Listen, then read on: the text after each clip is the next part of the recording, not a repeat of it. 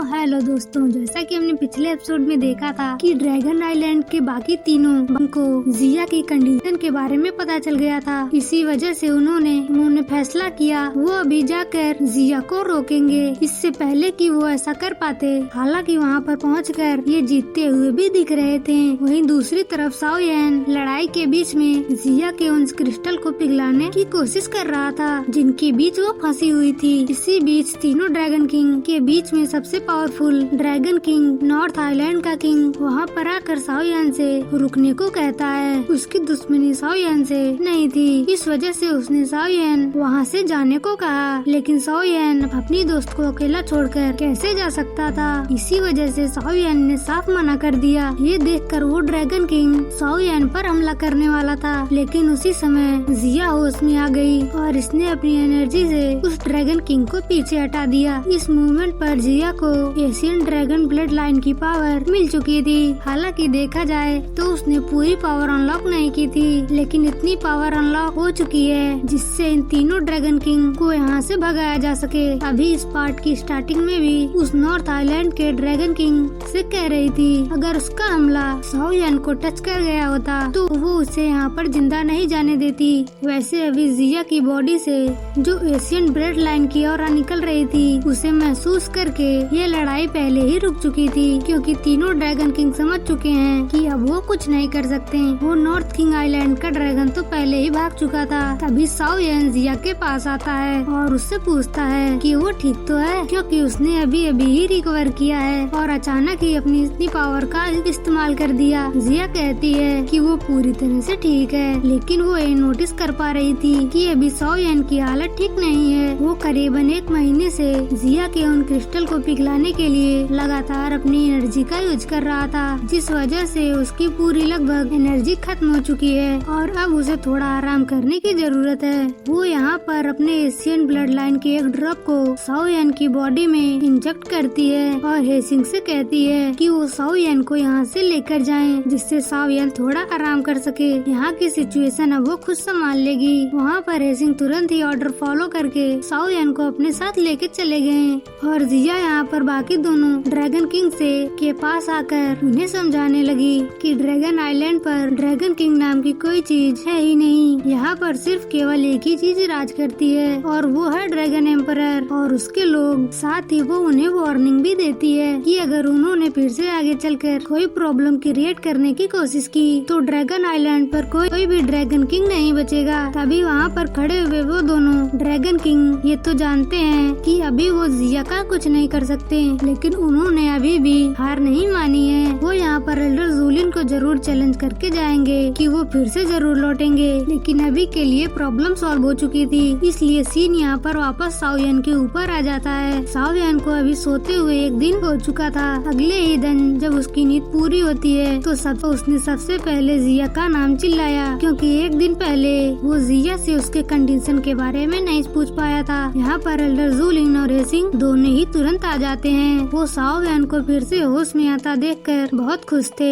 असल में जब हेसिंग साओ यन को यहाँ पर जब लेकर आए तब साओ यन बेहोश हो गया था, लेकिन वो जानते थे कि इसे बस रेस्ट करने की जरूरत है, इसलिए उन्होंने ज्यादा टेंशन नहीं ली। वैसे साओ यन अभी जिया के बारे में पूछता है तो एल्डर जूलिन बताते हैं कि वो अभी अपने एशियन ड्रैगन ब्लड लाइन की पावर को अनलॉक कर रही है। इसका मतलब यही है कि साओ यन ने जिया को उस क्रिस्टल से बाहर निकाल दिया है, लेकिन पूरी एनर्जी अभी तक जिया ने अब्सॉर्ब नहीं की है, क्योंकि तब वो तीनों ड्रैगन किंग्स वहाँ आ चुके थे। और अब जब प्रॉब्लम सॉल्व हो चुकी है तो उसने सोचा कि अब जबकि ये बची हुई एनर्जी को भी अब एब्जॉर्ब कर लिया जाए। यहाँ पर हेसिंग साओ यन के कंधे पर हाथ रखते हुए कहने लगते हैं कि तुम्हें जिया की चिंता करने की जरूरत नहीं है, वो ठीक है। हालांकि जब उन्होंने हाथ रखा तो साओ यन नोटिस करता है कि साओ यन की बॉडी से एक अजीब गोल्डन एनर्जी निकल रही थी। साओ यन को इस एनर्जी के बारे में नहीं पता, साथ ही उससे बहुत देर से अपनी बॉडी में कुछ चेंजेस नजर आ रहे थे। हेसिंग बताते हैं कि एशियन ड्रैगन ब्लड लाइन की पावर उसके अंदर आ चुकी है। साओ यन जब उन पावर्स को ट्रिगर करता है तो उसकी बॉडी पर एक आर्मर आ जाता है जो कि ड्रैगन स्केल आर्मर है। और कमाल की बात ये है कि ये इस ड्रैगन आइलैंड का सबसे रेयर आर्मर है, क्योंकि ये एशियन ड्रैगन की स्किन जैसा हार्ड और बहुत ज्यादा मजबूत है। और अभी हेसिंग साओ यन को बता रहे थे कि इस आर्मर का होना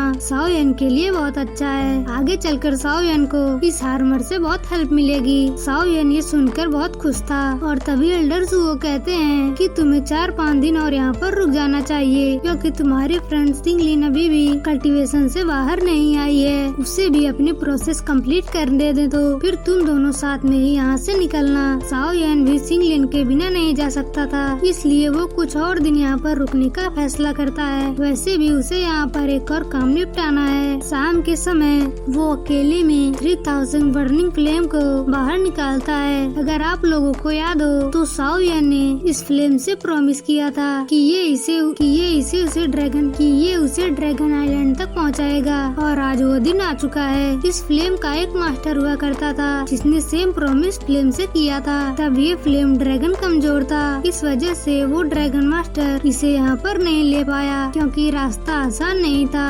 लेकिन तब से ये ड्रैगन फ्लेम अपने मास्टर का इंतजार कर रहा था। साओ यन ने भी यही सेम प्रॉमिस किया, बस फर्क इतना है कि साओ यन ने अपना प्रॉमिस पूरा किया। हालांकि वो फ्लेम ड्रैगन बाहर निकलकर जब ड्रैगन आइलैंड को देखता है तो उसे ये जगह वैसी नहीं दिखाई देती जैसा उसने शुरुआत में देखी थी। साथ ही यहाँ पर उसका मास्टर भी नहीं है, इस वजह से वो साओ यन को ही अपना मास्टर मान लेता है और कहता है कि वो साओ यन की उसकी जर्नी में उसका साथ देगा।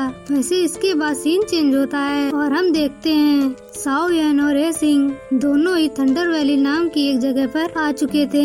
ये जगह खतरनाक थी, इस वजह से ए सिंह साओ यन को समझा रहे थे कि साओ यन को इस जगह पर आने की रिक्वेस्ट नहीं करनी चाहिए थी, पर साओ यन बताता है कि ये उसके लिए जरूरी है। ये बताता है कि उसके जो सोल पपेट हैं वो फाइट के बाद थोड़े कमजोर पड़ने लगे हैं, इसलिए यहाँ की जो थंडर एनर्जी है वो उन्हें फिर से रिस्टोर कर सकती है। अभी हे सिंह को भी ये बात सही लगती है, लेकिन वो साओ यन को यहाँ से ज्यादा आगे जाने की परमिशन नहीं देते। उस जगह के बाहर चले जाते हैं और वो कहते हैं कि वो बाहर से ही गार्ड करेंगे। अगर साओ यन को कोई भी प्रॉब्लम हो तो वो आवाज देकर उन्हें बुला सकता है। साओ यन भी उन्हें शुक्रिया कहता है और उसी जगह पर बैठकर अपनी सभी पपेट्स को बाहर निकाल लेता है। यहाँ पर साओ यन देखता है कि थंडर एनर्जी की वजह से इजीली उसके सभी पपेट्स पहले की तरह रिकवर कर रहे हैं और साथ ही धीरे धीरे उनकी पावर बढ़ रही है। हालांकि साओ यन जानता है कि उन पपेट्स की पावर्स बढ़ाने के साथ साथ उसे खुद की पावर्स पर भी काम करना चाहिए, इसलिए वो भी वहीं पर कल्टीवेशन में लग चुका था।